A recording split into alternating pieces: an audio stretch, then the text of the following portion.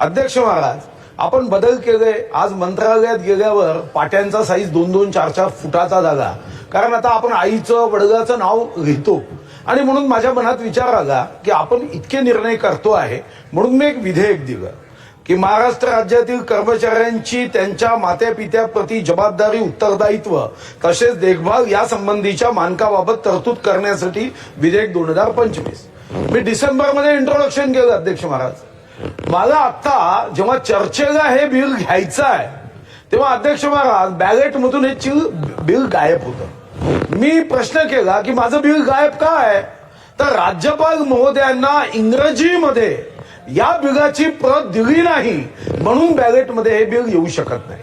अध्यक्ष महाराज, याच्यात माझा दोष नाहीये। अध्यक्ष महाराज, डिसेंबरमध्ये इंग्रजी प्रत उपलब्ध करून देण्याची जबाबदारी अध्यक्ष महाराज हे विधी व न्याय विभागाची असतानाही माता पित्याची जबाबदारीच्या संदर्भात एक गंभीर कायदा, ज्यामध्ये मी मागणी केली की एखाद्या सरकारी अधिकारी कर्मचाऱ्यांच्या आई वडिलांनी माझा पोरगा कर्मचारी आहे, अधिकारी आहे, मला पोसत नाही तर 20% पगार 1 महिन्याच्या आत त्यांच्या खात्यात जावा, एवढा एक महत्वपूर्ण देशात एक उत्तम क्रांतिकारक निर्णय आई वडिलांच्या संदर्भातला हा करायचा होता।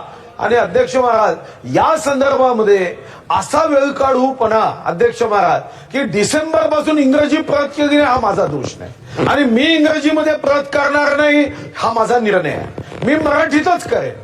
पण अध्यक्ष महाराज, मी इंग्रजीत प्रत करणार नाही आणि विधी व न्याय विभाग इंग्रजीत पाठवणार नाही म्हणून हजारो माता पिता अध्यक्ष महाराज या नियमाच्या संरक्षणापासून वंचित असणं म्हणजे बुद्धिमत्तेचा उपयोग हा अध्यक्ष महाराज समाजाप्रती आपल्या कर्तव्यापासून वंचित करणारा हा बुद्धिमत्तेचा उपयोग आहे, नियमाचा उपयोग आहे। म्हणून आपल्याला माझी विनंती आहे की तुम्ही निर्देश द्या।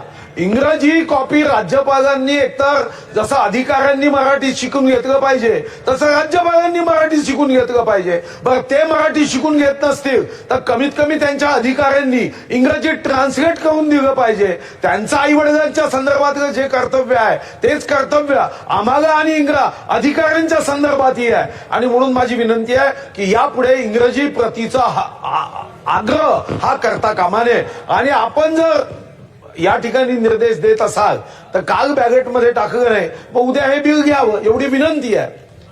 अशाच नवनवीन अपडेट्ससाठी डिजिटल कोल्हापूर चॅनेलला सबस्क्राईब करायला विसरू नका।